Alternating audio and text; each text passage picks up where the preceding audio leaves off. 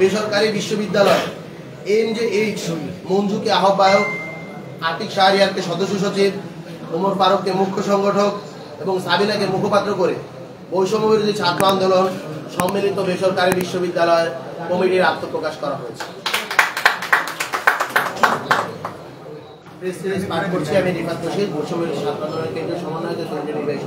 বৈষম্যবিরোধী ছাত্র আন্দোলন সম্মিলিত বেসরকারি বিশ্ববিদ্যালয়ের আত্মপ্রকাশ, তারিখ 19/2/2025 সাল, সময় রাত 1:10, স্থান রুপারপেট সেন্টার, বাংলাদেশ। প্রিয় দেশবাসী, ছাত্র জনতার গণ অভ্যুত্থানের পরিপ্রেক্ষিতে গত 5ই আগস্ট 2024 স্বৈরাচারী ও খুনি হাসিনা দেশ থেকে পলায়নের মাধ্যমে এক নতুন বাংলাদেশের সূচনা ঘটেছে।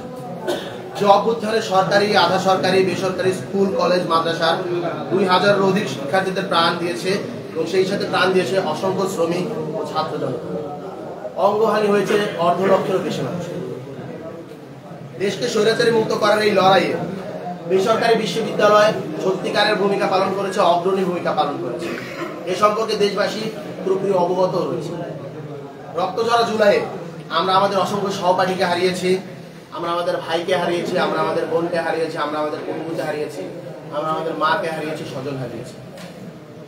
এবং এই যে আত্মদান, এই আত্মদান আমাদেরকে প্রতিজ্ঞাবদ্ধ করেছে দেশ ও সার্বভৌমত্বের প্রতি আপোষহীন ভূমিকা পালন করা।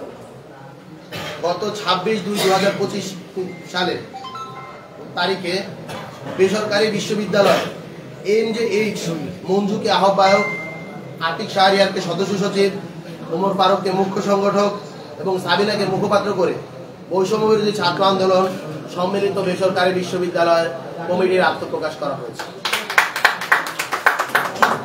দেশের গণমানুষের আকাঙ্ক্ষা ও জুলাইয়ে বেসরকারি বিশ্ববিদ্যালয় 35 জন শহীদ সহ আনুমানিক 2000-এর অধিক যে শহীদ রয়েছেন ও 1.5 লক্ষ আহত যারা রয়েছেন, তাদের প্রতি শ্রদ্ধা রেখে, তাদের প্রতি সম্মান রেখে এবং তারা যেই আকাঙ্ক্ষা নিয়ে এই গণ অভ্যুত্থানে অংশগ্রহণ করেছিলেন, নিজেদের রক্ত দিয়েছেন, নিজেদের অঙ্গহানি ঘটিয়েছেন, তাদের সেই আকাঙ্ক্ষাকে ধারণ করে বাংলাদেশ বিনির্মাণে বৈষম্যবিরোধী ছাত্র আন্দোলন সম্মিলিত বেসরকারি বিশ্ববিদ্যালয় নিঃস্বার্থে বাংলাদেশের স্বাধীনতা এবং সার্বভৌমত্বের প্রশ্নে কাজ করতে বদ্ধপরিকর। বৈষম্যবিরোধী ছাত্র আন্দোলন সম্মিলিত বেসরকারি বিশ্ববিদ্যালয় 18 জুলাই সকাল 11:30 নর্দার্ন ইউনিভার্সিটির শহীদ আসিফকে আমাদের প্রথম শহীদ এবং সাউথ ইস্ট ইউনিভার্সিটির সর্বোচ্চ শহীদের ইউনিভার্সিটি হিসেবে স্বীকৃতি দিচ্ছে।